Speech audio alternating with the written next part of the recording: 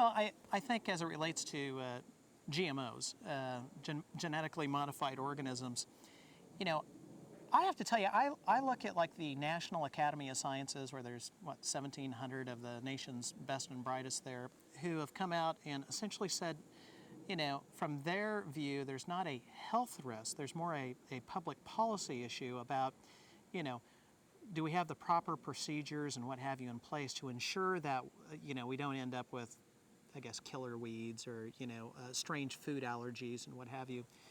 And quite frankly,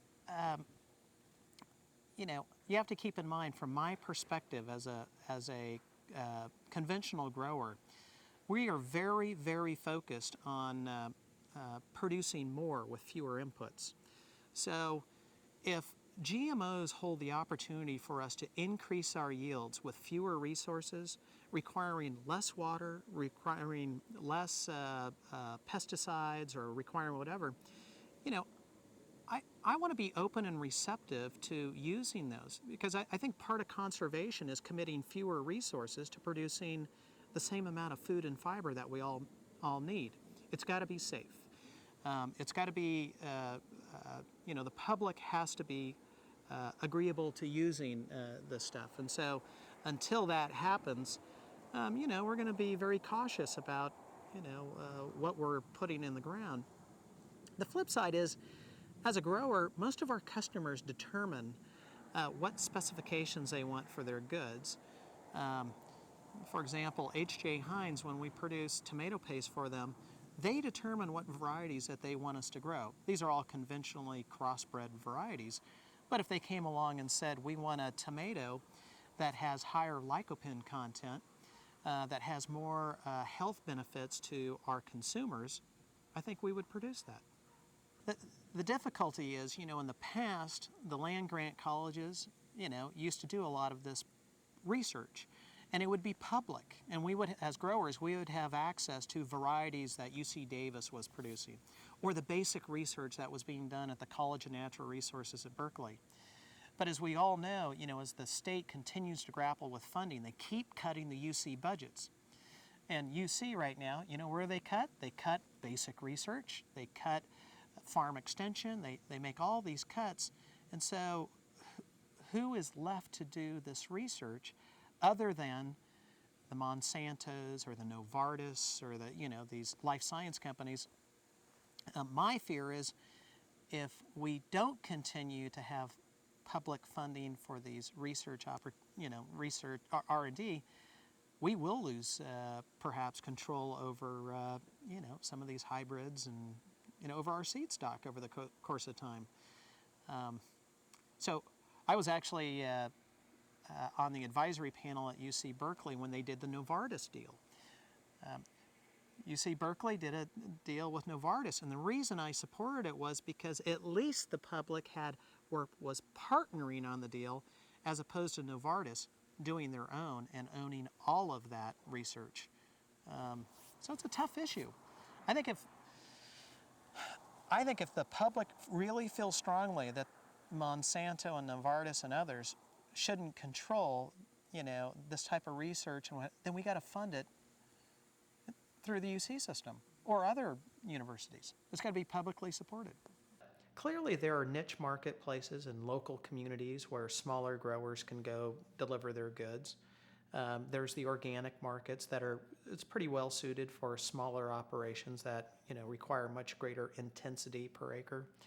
But I think the role for a larger operation like ours, we're producing food and fiber very efficiently to the masses, kind of thing. So I think cheap food's a great part of a good, strong economy.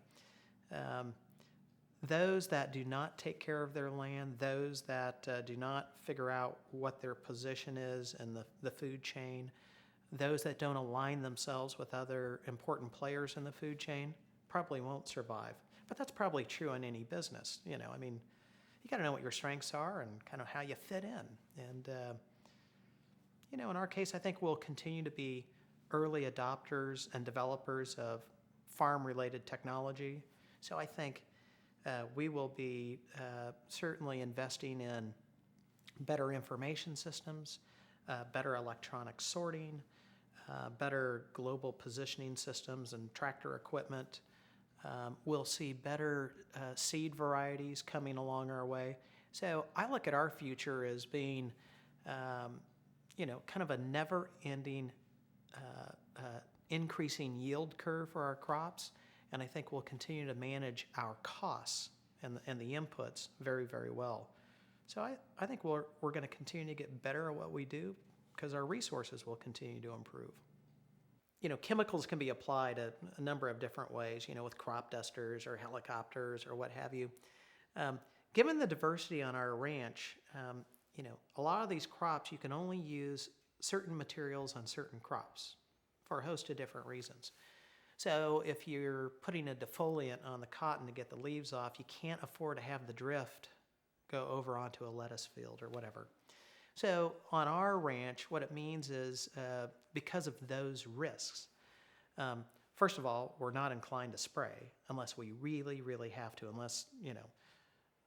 what this means is we're going out and we spend a lot of time, effort, and energy in inspecting the fields, knowing what the population of the pests and the beneficials are.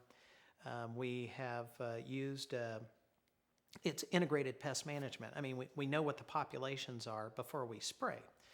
So, and then when we do spray, generally speaking, we only use ground rigs, which means we have a tractor with nozzles and equipment that are very close to the ground, specifically to avoid issues of drift. And that's, I think, whenever you've had problems with worker safety or, crop-related food safety issues, by and large, it's because they probably didn't apply the material properly, or they raced out there with a crop duster to beat the rains or to address the problem, and you have drift.